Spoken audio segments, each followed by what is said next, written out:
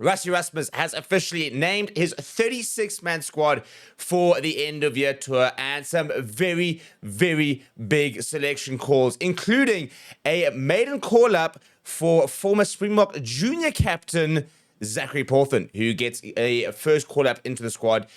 Despite not having played a lot of senior rugby, and he's a player that's been on the radar for a while. In fact, even a couple of years ago, Rassie mentioned that he is someone that the Boks are looking at quite intently, and they reckon that he is someone they can basically fast track into the system, and they've basically just held their promise and brought him in, and it's going to be very interesting to sort of see if he gets an opportunity and where that opportunity might get. There's also a couple of players who returned to the squad for the first time this year in the form of Ben Jason Dixon, Johan Krobelaar, Gerard Stennekamp as well, as who make it their first call-ups of the season. Jean Klein as well, back from injury, as well as the likes of Kurt Lawrence and Edward van der Merwe, and some big names who have been left on standby as we start to see maybe a bit of an early glimpse of what our potential World Cup squad is starting to maybe look like in terms of players who might be on the fringes, players who are kind of still in the core squad.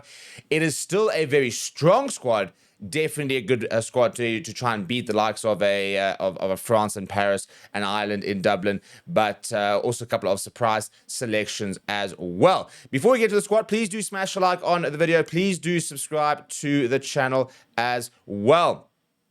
And let's have a look at the squad, shall we? This is the squad that Rassie Rasmus has picked. Let's go through it, shall we? In the forwards, Lood de Jager, Ben Jason Dixon, ahead of probably Vincent Tuka, which is quite an interesting call. Not sure I'm a big fan of the call, but he has been called up. Peter Steph du Toit, Thomas du Toit, Eben Etzebeth, Jan Krobelaar in place of Bongi Mbonambi, who has not been called up. Jean Klein, Siya Kolisi, Wilco Low, Malcolm Marx, Franco Mostert returning to the squad after the Fanny even basically gave him out of the squad for a couple of matches. Oxen Chair, Ruan Nokia, Zachary Porthen, Kwagga Smith, Arceus Neyman, Gerard Stennekamp, Marco Vinstaden, Bowen Venter, Jan Hendrik Wessels, and Jasper Wiese. Lots of powerful players in that forward pack. And then your backs returning, as mentioned, Kurt Lawrence, Damien Delindi, Andre Esterhuizen, Chacha Feinberg Gomazulu, Ethan Hooker, Jason Colby, Jesse Creel, Mani Liebach, Kanan Moody, Andre Pollard, Kobus Reinach, Morne van den Berg, Edward van der Merwe, Damian Willemse, and Grant Williams. Very, very consistent in terms of the backline selections. No surprises there, really. In terms of the players who are on standby, because it's a very interesting list. Joano Augustus, who had a very strong showing against the Bulls recently, has been added to that standby list. Netlin Bashir is there. Bongi Mbonambi is there, showing you maybe we are looking at potentially life after Bongi Mbonambi. In terms of Jan Krobelaar being added to the mix, no Marnus van der Merwe is, I think, for me, a little bit disappointing.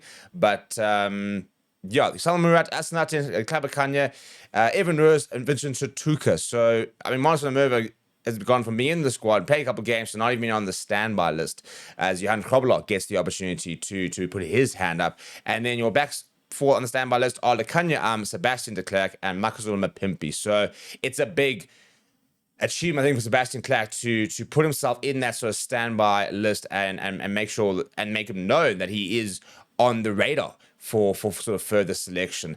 It's going to be very interesting to see what the reaction to the squad is. I think in general, it's more or less reasonably expected, but I think that there are some pretty big selection calls that have been made, and I feel really, really bad for Marcel Merva. I don't know, I just didn't feel he really get the opportunity, to be honest. I really liked what I did see of him when he did play. So I don't know if it's a case of maybe what was saying in training, for example, or they just don't really sort of really rate him that highly. We've seen this before, actually, with players who kind of come in.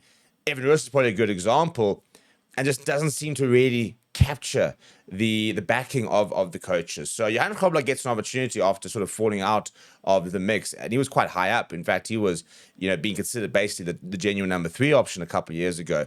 So he gets an opportunity, but I really feel for Marnus van der Merwe, because I think with a few more games and a bit more opportunity, I think he could have had one of those, breakout games where he really puts his hand up and puts himself in the mix. Good to see Jean Klein back. We keep speaking about the fact that we've got so many 5s, for example, but we just don't have that genuine option for Eben Etzebeth in the number 4. We tried Kobus Wiese. He's not part of the squad. Jean Klein back from injury. And I think he's probably the closest we do have to that kind of replacement. I think Ben Jason Dixon over Vincent Stuka is a very interesting call as well. Again, I feel sorry for Vincent Stuka. I thought he had some really good games for the Boks and didn't do anything wrong. So it was one thing to basically say there just wasn't space for him in the squad, but now you are picking somebody over him and ahead of him. And, you might sit there saying, well, it's about exploring options, but you'd think if Vincent Stuka is in the World Cup frame, he'd be going. He'd be getting into that mix. He'd be a player that would want to give more games. I think what's quite interesting and quite cool to see is somebody like a Bowen Fenter, who's been retained in the squad despite the addition of Gerard Stenekamp coming back in. And Bowen Fenter is somebody who wasn't even on the radar really, a year ago, maybe on the radar, like the wider radar, but was not in last year's, 50-odd playing group. This year he's come in, he's played a full, incoming tour, stayed with the squad, rugby championship, stayed with the squad, and now he's been backed within the last 36-man squad of the year, which means he has been part of all the Springbok squads of the year. So it's funny how life can do that to you a little bit in terms of a bit of luck, in terms of a couple of injuries. You come and you impress, and all of a sudden you are within the setup. But let's talk about Zachary Porthen. I mean, this is a guy who has not played a tremendous amount of senior rugby, but he is somebody that the Boks have been looking at for a long time. I mean, for a 21-year-old tight head to get the call up is a massive backing. And I think that this is very much due to the worry about what's going to happen to Asnath and Tlhabakanya in December. If he gets cleared in terms of his case and there's nothing issue, I think he comes straight back into the squad. The fact that he is on standby means that they are basically not discarding him, inverted commas. Nedley Bashir is there as well. But they've gone with a 21-year-old who has played a sum total of 4 URC matches.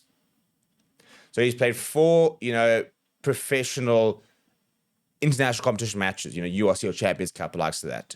He has only played a total of 70. He's played less than a full game worth of international competitions. He's obviously played Currie Cup.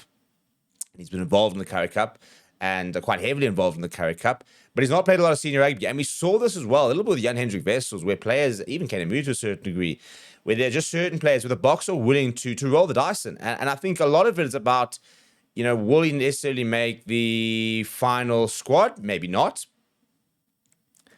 But if there are injuries, for example, and they go to him and he's been able to get these caps, then he could just be a little bit of an unknown factor. He could be a little bit of a surprise player that can bring in that can do a potential job. So it's a very interesting selection in itself.